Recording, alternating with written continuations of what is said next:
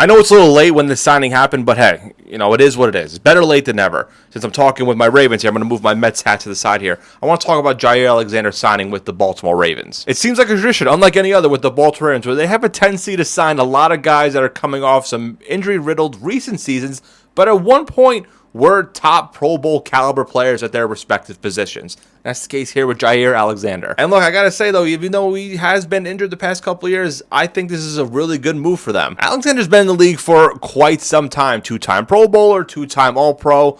You can make the case for when he was healthy, he was one of the top corners in the league. This past season, only playing 7 games, but had a pretty solid grade at 75% from the Pro Football Focus website. But that's the key problem with Alexander is injuries, because if you look here, his 2 best years, his Pro Bowl years, was when he played a full season. Outside of that, there were times 4 games in 21, 7 games in 23 and 24, respectively. But again, when fully healthy on the field, he was a pretty solid corner.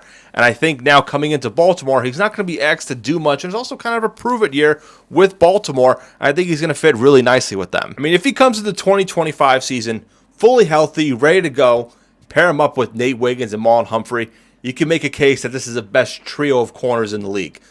In the conversation, though, definitely in the conversation. I think Marlon has done a very good job as the nickel guy, and I'm very high on Nate Wiggins heading into year 2. I think he's going to have a big year. Then you also add Kyle Hamilton and Malachi Starks here. This secondary is going to cause problems if they're all fully healthy. So yeah, I do like the signing. I know injuries can be a concern, but he's not going to be asked to do so much because you do have a loaded secondary. And when he's healthy, he's a very solid corner. And you know what? He's boys with Lamar.